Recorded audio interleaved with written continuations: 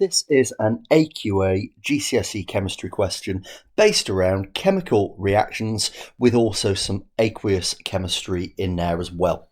So I'm going to recommend that you have a go at the question, pause on each section, try it, and then when you're done, review your answers and see how you have fared. So this is part A, part B, part C, part D, part E, and part F. So in total, a 10-mark question. Let's go back and take a look at part A, and we've got quite a lot of information on this screen at the moment. Got some apparatus with copper electrode and electrode X. There's a voltmeter connected. The electrodes are dipping into copper sulfate solution.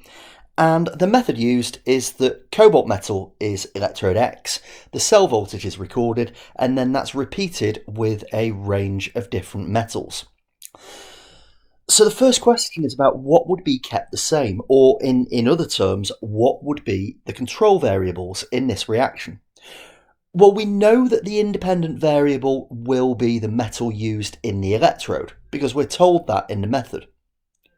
We also know that the dependent variable will be the voltage, which we're measuring as a result of the change. So what we need to look at is all of the other variables that we could conceivably keep the same. And there's a number of them that you could have taken. We could keep the concentration of the solution the same. We could keep the temperature of the solution the same. Arguably, people might start talking about the same size of the electrodes, the same air temperature, but actually if you go down this route and take these in particular, they are the strongest answers that you can give. Moving on to part B, and we've got here a table of results. We've got the voltage of the cell, cobalt, magnesium and zinc, and we need to know what the order of reactivity will be. Bear in mind, these are the voltages when those metals act as electrode X.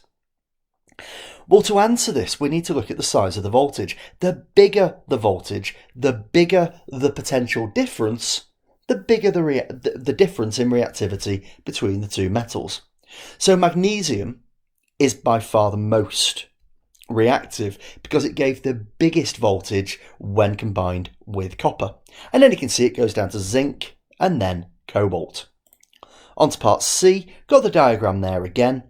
And you are being asked to predict the voltage if we put copper as electrode X, bearing in mind that the other electrode is already copper. So what would you predict the voltage of the cell to be? It would be 0 volts. Why would it be 0 volts? Well, that's because you need to have two different metals to create a voltage, and that will always be the case. Moving on to part D, and we've got how you would make a 12-volt battery using 1.5 volt cells.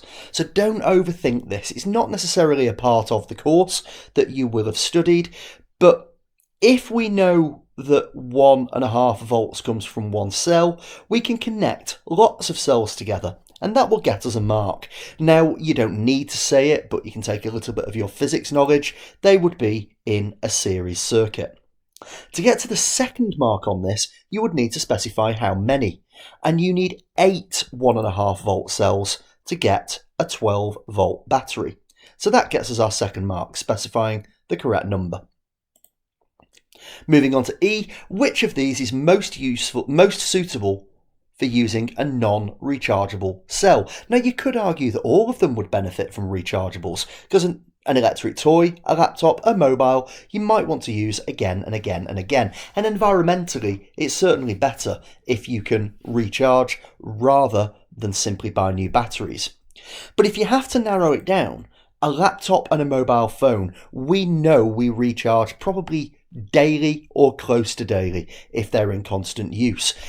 It's not sustainable to have non-rechargeables working with them. So that leaves us with electric toy as our answer.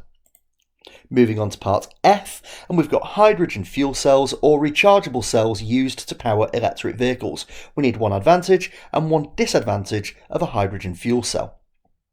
Well, as an advantage, lots of different facts that you can learn.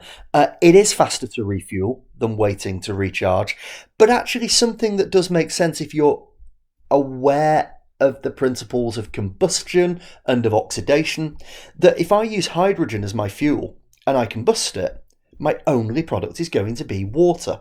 That's far better than we get from burning fossil fuels that we might be using to actually recharge a cell. They may be the source. But there are disadvantages as well. H2 is flammable, so we have to be considerate of the safety aspects of it. And it's also very difficult to store. It's far easier if you can have a liquid fuel, because a gas will expand and that will add to pressure, which can also lead to potential dangers, especially if the gas, as we know, is flammable. That takes us to the end of this question. Thank you for listening.